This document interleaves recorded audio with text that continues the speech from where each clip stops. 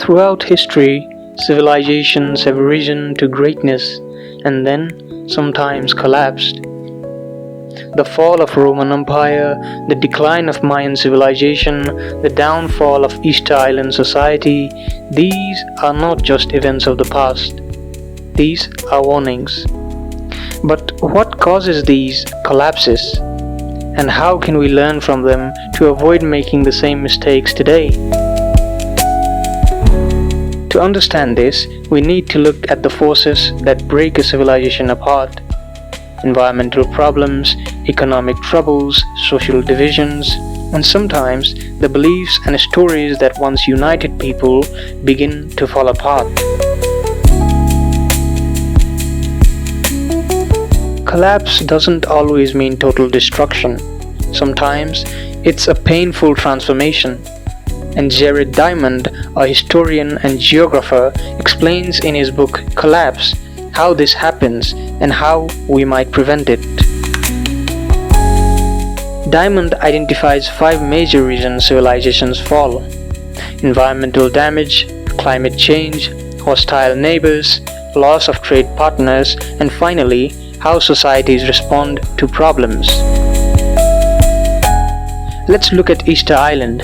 The people there were once thriving, but they cut down all their trees, perhaps to build statues or grow crops. Eventually, they had no wood left for canoes, fishing stopped, and their crops failed. But here's a strange part. They didn't stop building the statues. Why? Maybe because they believed the statues would save them. The beliefs became a trap. This shows us something important. Civilizations don't collapse because they are ignorant. They collapse when their beliefs stop them from adapting.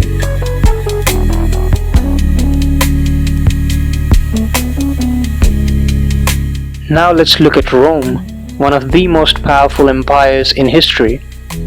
As Rome grew, the gap between rich and poor widened. The elites refused to share power. Corruption spread, the economy weakened, and ordinary people lost faith in their leaders. Even when the problems became obvious, those in charge were too invested in keeping things sane. So, they did nothing until it was too late. This teaches us something deep. Collapse often isn't sudden. It is the slow result of ignoring small cracks until the whole structure falls apart. Yuval Noah Harari, a historian and philosopher, has another insight. In Sapiens, he says that humans build civilizations through shared stories.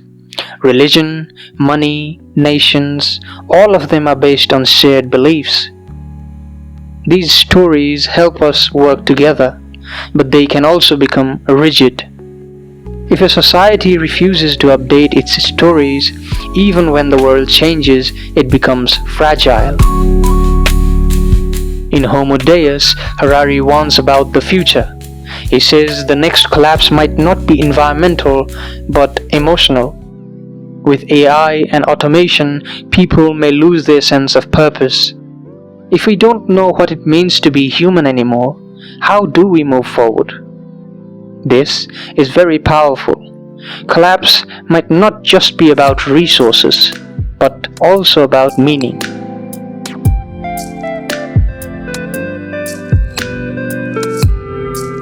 Another historian, Joseph Tainter, says something different.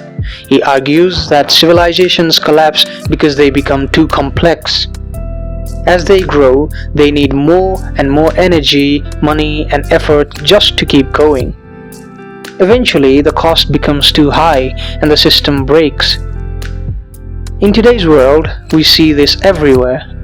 A supply chain issue in one country affects the whole world. A virus shuts down economies. Technology connects us, but it also makes us more fragile. We are powerful, but also vulnerable. Today, we have tools that ancient civilizations never had. We can predict the weather, map our genes, and share information instantly. But we still face the same problems: environmental damage, inequality, political division, a changing world. Are we destined to collapse too? Not necessarily. We now have a choice. We can learn from the past or ignore it. Will we be a civilization that clings to old stories even as the world changes? Or will we create new ones, stories that match our reality and inspire action?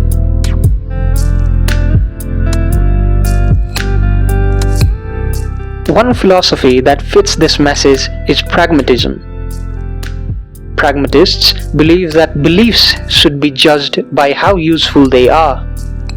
If something stops working, it should change. This lines up with Harari's and Diamond's warnings.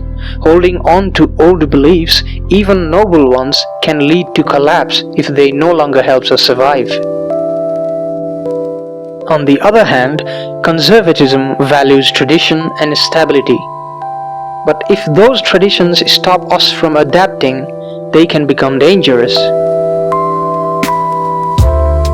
Another idea that connects well is sustainability. Is the belief that we must think long term, beyond profit and beyond the present. Both Diamond and Harari suggest this: survive by balancing with environment and by being open to change.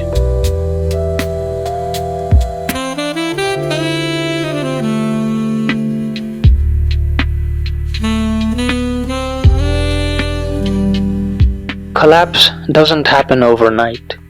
It is slow, sometimes invisible, but it is not guaranteed. The study of collapse isn't about fear. It is about reflection. What do we really value, and are we willing to change? Maybe the most helpful thing we can learn is that we don't have to collapse. We can choose to be wise. We can choose to adapt. We are at a turning point. For the first time in history, we can shape the future and destroy it. The question is, will we cling to the past or build something better? In the end, it is not just about avoiding collapse, it is about choosing wisdom. And thankfully, wisdom is still a choice we can make.